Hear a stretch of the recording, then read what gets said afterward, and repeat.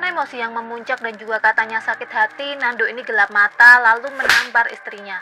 Setelah itu ia menyeret istrinya dari ruang tamu ke dapur. Di dapur ini Nando melihat sebilah pisau. Disitulah muncul pikiran jahat di pikirannya. Di kabar yang beredar katanya kedua anak dari Nando dan juga Mega ini tuh melihat kejadian tersebut. Dan akhirnya anaknya ini menggunakan darah yang berceceran untuk mainan.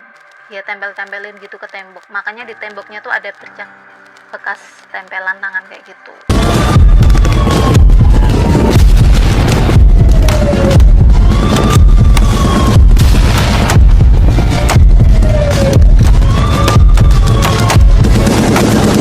Hai, Assalamualaikum warahmatullahi wabarakatuh. Nama aku Lisa dan selamat datang di channel Lisa DM. Seperti biasa, hari Rabu kita bakal bahas tentang kasus kriminal. Dan kasus kriminal malam ini datang dari Bekasi, yaitu kasus baru, kasus penghilangan nyawa seorang ibu yang dilakukan oleh suaminya sendiri. Seperti biasa, sebelum kita masuk ke pembahasannya, buat kalian yang belum subscribe channel aku, silahkan di subscribe dulu di bawah biar aku lebih semangat bikin konten-konten seperti ini lagi. Dan buat kalian yang udah subscribe channel aku, terima kasih banyak. Dan gak perlu basa-basi, langsung aja kita ke TKP, tarik ke pembahasannya. Let's go.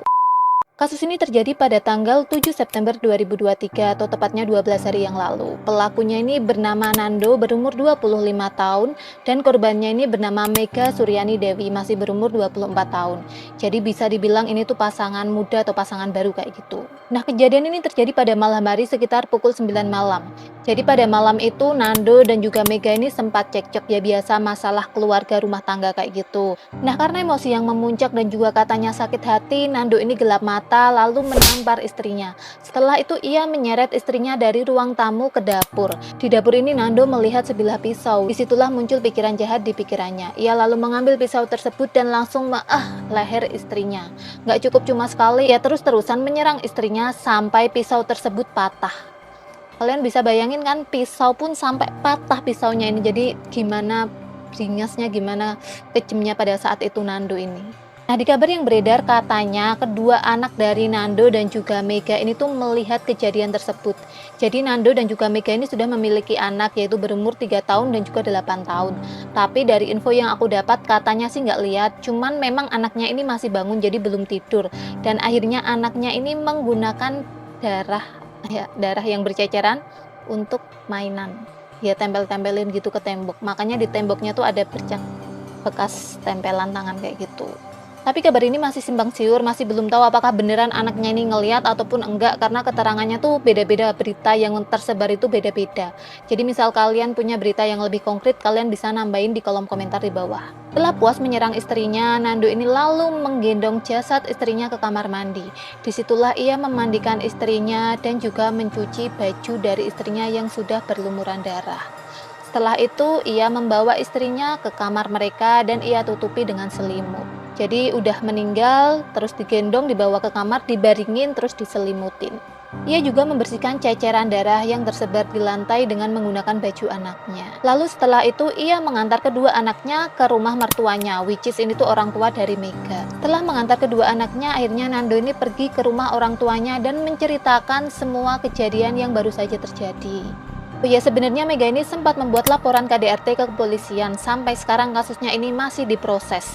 Karena pada saat itu ya sebenarnya Mega ini sudah mendapat surat panggilan dari kepolisian. Tapi ya karena Mega ini sibuk bekerja, akhirnya ya Mega nggak sempat buat datang ke kepolisian pada saat itu. Tapi kasusnya sampai sekarang masih diproses. Selain itu Mega ini juga sering sekali update status ke sosial media tentang KDRT yang ia alami. Dan aku juga ada beberapa screenshotan dari updatean status dari Mega ini. Kalian bisa lihat sendiri di sini banyak banget updatean status dari Mega ini. Dari bukti-bukti KDRT yang ia alami, terus dari laporan dia sampai dia kabur di malam hari dan lain sebagainya. Jadi ini tuh sebenarnya udah banyak yang tahu kayak gitu. Selain itu tetangga-tetangga sekitar kontrakan Mega ini juga sering mendengar teriakan Mega ketika Nando dan Mega ini cekcok. Tapi ya kembali lagi mungkin orang-orang nih takut nanti kalau misalnya mereka datang atau gimana, takutnya dikira ikut campur rumah tangga orang lain atau gimana, jadinya ya nggak ada yang akhirnya melerai mereka. Ini hampir sama kasusnya Marilyn Martinez, TikToker dari Peru yang akhirnya ya dihilangkan nyawanya oleh suaminya sendiri.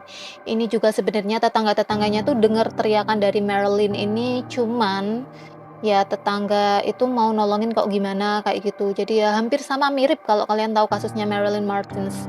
Ini kasus juga masih tahun ini. Mungkin ini sedikit pembelajaran ya buat kita kalau misalnya kita dengar tetangga ya cekcok, kalau masih dalam tahap wajar mungkin ya kita diemin aja, maksudnya ya itu urusan mereka. Tapi kalau udah sampai teriak-teriak kayak gini, takutnya akan kejadian seperti ini ya, buat pembelajaran sama-sama aja. 2 hari setelah kejadian sebenarnya ibunya Mega ini sempat telepon ke nomor HP-nya Mega, tapi sama Mega nggak diangkat. Akhirnya yang ngangkat itu Nando. Ya gimana mau ngangkat orang udah nggak ada orangnya ya. Akhirnya Nando yang ngangkat dan bilang bahwa Mega ini sedang makan, makanya nggak bisa angkat teleponnya. Nah ibunya ini telepon biar mereka ini menjemput anak mereka. Kan tadi anaknya tuh dititipin di tempat ibunya Mega ya. Karena kedua cucunya ini tidak segera dijemput oleh orang tuanya, akhirnya ibunya Mega ini mengantarkan kedua anaknya ke rumah Mega. Jadi ibunya ini pergi ke rumah Mega buat nganterin cucunya ketemu sama orang tuanya kayak gitu. Nah, waktu ibunya Mega ini sampai ke rumahnya Mega, ia coba ketuk-ketuk tapi nggak ada jawaban. Terus ibunya ini inisiatif buat ambil kunci di bawah kayak sepatu. Biasanya kan kadang kita naruh kunci rumah tuh di bawah sepatu atau di bawah apa keset kayak gitu. Nah, ibunya Mega ini akhirnya bukalah pintu rumah tersebut. Waktu masuk nih ya sunyi, tapi ibunya ini nggak curiga gimana-gimana. Dan waktu ibunya ini melihat ke kamar mereka, disinilah ibunya ini kaget. Karena di situ ia melihat anaknya sudah terbujur kaku dengan kondisi leher terbuka. Jadi lehernya tuh menganga kayak gitu. Tapi pada saat itu ibunya Mega ini masih nggak percaya bahwa itu anaknya. Setelah ia cek lagi akhirnya ya memang itu adalah Mega anaknya. Ia pun akhirnya berlari ke tempat pemilik kontrakan untuk meminta bantuan.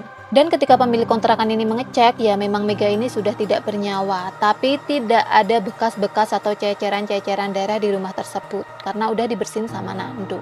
Nah, nggak berapa lama setelah ditemukannya jasad Mega ini, ada polisi dan juga ambulans yang datang ke TKP.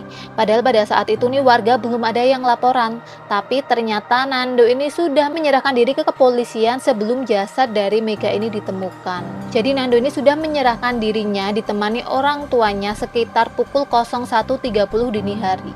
Nah, akhirnya Nando pun dijerat dengan pasal 339 KUHP pasal 5 Junto pasal 44 ayat 3 Undang-Undang Republik Indonesia nomor 23 tahun 2004 tentang penghapusan kekerasan dalam rumah tangga dengan ancaman hukuman 20 tahun penjara atau hukuman seumur hidup. Nah, untuk kasus KDRT-nya sendiri sampai sekarang masih diproses, jadi masih berjalan. Dan kasus ini juga masih berjalan, jadi belum ada finishnya, belum ada titik temunya. Dan kemungkinan besar Nando ini bakal dijerat dengan hukuman seumur hidup, karena kan tadi selain dia sudah menghilangkan nyawa istrinya, dia juga sudah melakukan KDRT. Dan untuk anak dari Mega dan juga Nando sendiri sekarang dirawat oleh kakak dari Mega. Selain itu, kedua anak ini juga mendapat seperti apa ya, bimbingan konseling, jadi kayak mendapat bimbingan dari ahli psikolog karena kayaknya mereka mengalami trauma yang sangat, karena anaknya ini sering sekali menangis dan mencari-cari ibunya. So ya semoga almarhum Mega mendapat tempat terbaik di sisinya ya, dan Nando ya suaminya ini dihukum yang seberat-beratnya. Buat kalian perempuan-perempuan yang di luar sana, lagi-lagi aku mau ngingetin, lebih berhati-hati dalam memilih suami biar kalian ya tahulah milih yang benar, yang nggak apa-apa pakai kekerasan. Ya semoga kalian semua mendapat jodoh yang baik ya, nggak kayak Nando ini. So ya segitu dulu mungkin dari aku. Gimana pendapat kalian tentang kasus ini? Kalian bisa komen di bawah. Dan kalau misalnya kalian punya saran-saran ya selanjutnya aku bahas apa, kalian juga bisa komen di bawah. Kalian juga bisa kirim email misal kalian mau sharing cerita ke aku. Nanti emailnya ada di deskripsi box. So mungkin segitu dulu dari aku ini.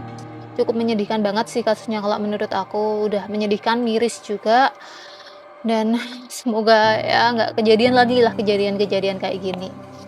Dan ya terima kasih udah nonton video ini sampai selesai. Kurang lebihnya aku mohon maaf. Thank you very terima kasih. See you at the next video. Assalamualaikum warahmatullahi wabarakatuh. Bye. 126끝